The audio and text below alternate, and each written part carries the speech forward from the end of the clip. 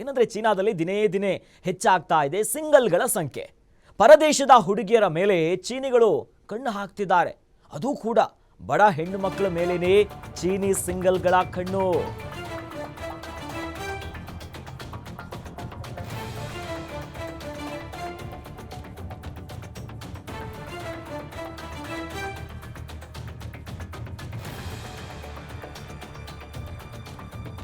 ಸದ್ಯ ಚೀನಾದ ಸಿಂಗಲ್ಸ್ಗಳ ಕಣ್ಣು ಬಡ ಹೆಣ್ಣು ಮಕ್ಕಳ ಮೇಲೆ ಬೀಳ್ತಾ ಇದೆ.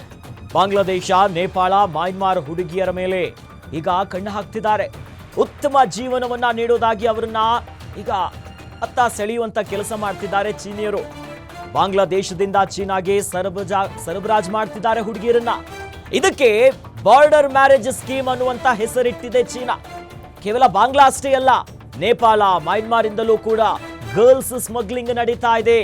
ಮ್ಯಾರೇಜ್ ಹೆಸರಿನಲ್ಲಿ ದೊಡ್ಡ ಮಟ್ಟದ ಒಂದು ಸ್ಮಗ್ಲಿಂಗ್ ಆಗ್ತಿದೆ. ಯಾಕಂದ್ರೆ ಚೀನಾದಲ್ಲಿ ಆಗಾಗಲೇ ಅವರು ಒನ್ ಚೈಲ್ಡ್ ಪಾಲಿಸಿಗಳನ್ನ ಮಾಡ್ತಾರೆ. ದೊಡ್ಡ ಮಟ್ಟದ ಹಲವು ಮಾಡಿ ಅವರವ್ರಿಗೆ ಮುಳು ತಂದು ಇಟ್ಕೊಂಡಿರ್ತಾರೆ. ಸದ್ಯ ಹೆಣ್ಣು ಮಕ್ಕಳು ಸಿಗ್ತಾ ಇಲ್ಲ ಅನ್ನೋ ಕಾರಣಕ್ಕೆ ಸಿಂಗಲ್ಸ್ಗಳ ಸಂಖ್ಯೆ ಹೆಚ್ಚಾಗ್ತಿದೆ. ಈ ನಿಟ್ಟಿನಲ್ಲಿ ಯಾರ್ಯಾರು ಮದುವೆ ಆಗಿಲ್ಲ ಸಿಂಗಲ್ಸ್ಗಳಿದ್ದಾರ, ಈ ರೀತಿಯಾದಂಥ ದೇಶಗಳು ನೇಪಾಳ ಇರ್ಬೋದು, ಬಾಂಗ್ಲಾದೇಶ, ಮಯನ್ಮಾರ್ ಇಂದ ಹೆಣ್ಣು ಮಕ್ಕಳನ್ನ ಸ್ಮಗ್ಲಿಂಗ್ ಮಾಡುವಂತ ಕೆಲಸಕ್ಕೂ ಮುಂದಾಗಿದ್ದಾರೆ. ಸದ್ಯ ಈ ಬಗ್ಗೆ ದೊಡ್ಡ ಮಟ್ಟದ ಚರ್ಚೆ ಆಗ್ತಿದೆ. ಅಂತಾರಾಷ್ಟ್ರೀಯ ಮಟ್ಟದಲ್ಲೂ ಕೂಡ ಈ ವಿಚಾರ ವರದಿ ಆಗಿರೋದು. ಚೀನಾ ನರಿಬುದ್ಧಿ, ಡ್ರ್ಯಾಗನ್ ದೇಶ, ಒಂದು ಹೆಜ್ಜೆಗೂ ನಂಬೋದಕ್ಕಾಗಲ್ಲ, ಏನು ಬೇಕಾದ್ರೂ ಮಾಡ್ತಾರೆ. ಸದ್ಯ ಇಂಥದ್ದೊಂದು ದೊಡ್ಡ ಮಟ್ಟದ ಗರ್ಲ್ಸ್ ಸ್ಮಗ್ಲಿಂಗ್ಗೆ ಚೀನಾ ಮುಂದಿಟ್ಟಿದೆ.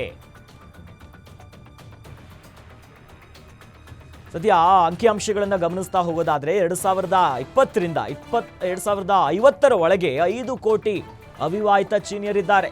5 ಕೋಟಿ ಮದುವೆ ಆಗದೆ ಇರುವಂತ ಚೀನಿಗಳು ದೇಶದಲ್ಲೂ ಉಳ್ಕೊಂಡಿದ್ದಾರೆ. ಚೀನಾದಲ್ಲಿ ಮದುವೆ ಆಗಿಲ್ಲ.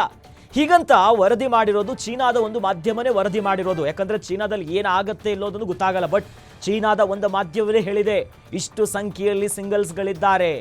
ಮದುವೆಗೆ ಕನ್ಯೆಗಳ ಕೊರತೆಯಿಂದಾಗಿ ಚೀನಾದ ಹುಡುಗರು ಕಂಗಾಲಾಗಿದ್ದಾರೆ. ಹೆಣ್ಣು ಮಕ್ಕಳು ಸಿಗ್ತಾ ಇಲ್ಲ ಅನ್ನೋ ನಿಟ್ಟಿನಲ್ಲಿ, ಹೀಗಾಗಿನೇ ಹೆಣ್ಣುಮಕ್ಕಳು ಬೇಕೆನ್ನೋ ನಿಟ್ಟಿನಲ್ಲಿ ಸ್ಮಗ್ಲಿಂಗ್ ದಂಧೆಯನ್ನ ಶುರು ಮಾಡಿದ್ದಾರೆ.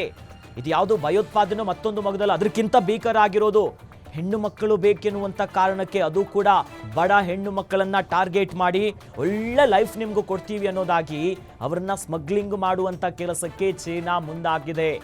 ಆ ನಿಟ್ಟಿನಲ್ಲಿ ಚೀನಾದಲ್ಲೇ ಈ ಬಗ್ಗೆ ವರದಿ ಆಗಿರೋದು.